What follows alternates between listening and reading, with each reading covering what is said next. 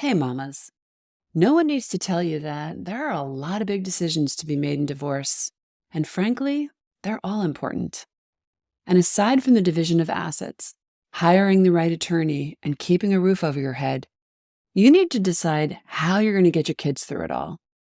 There are lots of co parenting choices to be made, like cohabitating or nesting.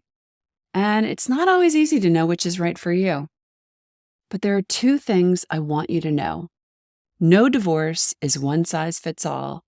And even if you make a decision now, you can change it if it isn't working out.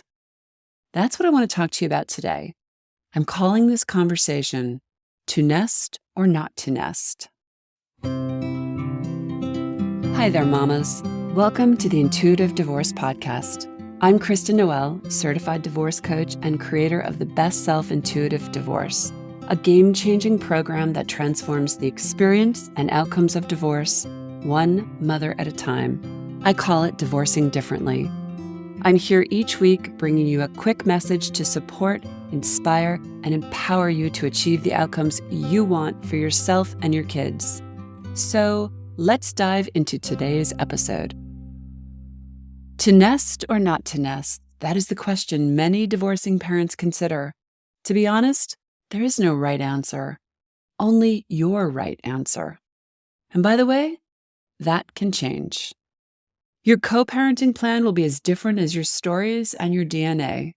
There is no one-size-fits-all in divorce. What may start out as a good idea for the right reasons may reveal other aspects that you hadn't considered. The biggest being that, for the most part, you're trying to negotiate this with the same person you're sitting across the table from trying to divorce. That complicates matters for many reasons. It takes a special kind of commitment to civility and consciousness to be able to successfully nest. In case you're not familiar with the term, nesting is an agreement between two parents to share the family home, but leave during the other parent's custodial time. In essence, it keeps the kids in their familiar environment, surrounded by their room, their routine, structure, and stuff, with as little disruption as possible. Easier said than done sometimes. To be honest, I've rarely seen it work. Some couples start out nesting, but it quickly devolves for myriad reasons. Disrespect of common ground rules, parenting styles, privacy, heightened emotions, revenge, you name it. That's not to say that it isn't a good stopgap in the initial days of divorce chaos, and it's not to say that it doesn't have merit for the kids, but it'll only work if both parents work together, and therein lies the hiccup. Sometimes in all the upheaval, things begin to move quickly, and especially where there are children involved. We want to make as few disruptive life moves as possible. This is why nesting is appealing at first. It creates some space and breathing room, kind of like a trial separation period. But it's not without its own potential upsets. Bottom line, if you could peacefully negotiate this with your soon-to-be ex, you might have been able to salvage your marriage. I know that sounds like a harsh reality, but it's true. I just want you to know that whatever you try that doesn't feel like it's working out as you had planned can be adjusted, and you can make a different move. None of us are particularly at our best when our emotions are raw, exposed, and all over the place. Many mamas are wrought with worry and anxiety, particularly during the early stages. Feeling frazzled and pulled in all directions isn't a good recipe for solid decision-making. But there really isn't a roadmap out there, which is why first and foremost, you want to get yourself grounded, supported, and attuned to your intuition. You want to start honoring what you are feeling, thinking, and picking up. I realize that isn't so easy initially because you probably have been ignoring that for a while. Consider it like going to the gym for the first time in a long time. Give yourself some grace to develop and strengthen your intuitive muscles. I've seen just about every scenario, or at least I think I have. Some divorcing couples choose to cohabitate until the divorce dust settles.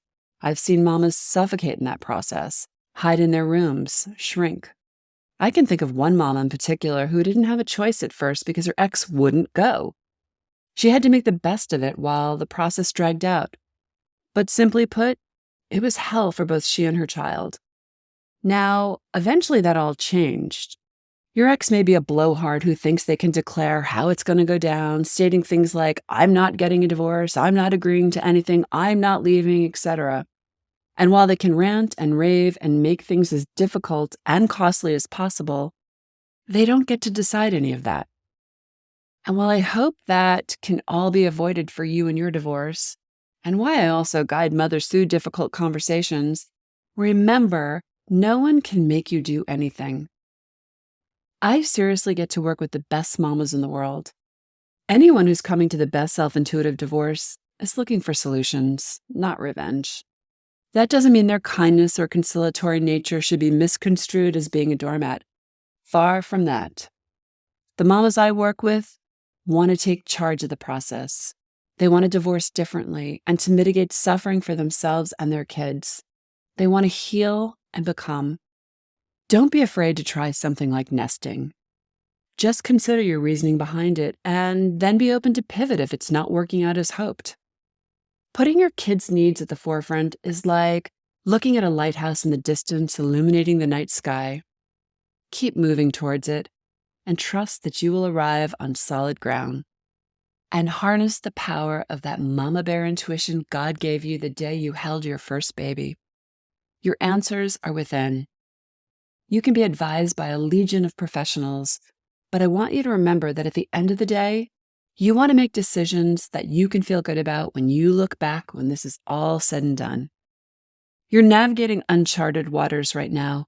Give yourself grace and the space to consider your objectives. Try to stay on course. Stay grounded in self-care and in self-connection. Allow yourself to shift gears, change your mind, move in a new direction. Find ways to be supported. There's never been a better time than now for that. It'll serve you all. And you know what? You deserve that. To nest or not to nest, that's up to you. What is your heart telling you, Mama? Thanks for listening to today's episode, but more importantly, for making this time for yourself. If you're a professional, independent mother facing off with divorce, struggling with your emotions, worried about your kids and your future, and want a better way to navigate it all, I've got 2 ways to completely change the trajectory of your divorce and your life starting today. The first is our free divorce workshop. In this training, you'll learn the 3 steps to get off the emotional roller coaster and take control of your divorce so you can save time, money, and heartache for you and your family. Simply go to intuitivedivorce.com/workshop. And the second way is to book a free strategy call with our team, where we'll dive into your situation, your struggles, what you really want, and outline a path to get you there. For a short video and the booking link, go to intuitivedivorce.com/call. Check it out, and I'll see you inside.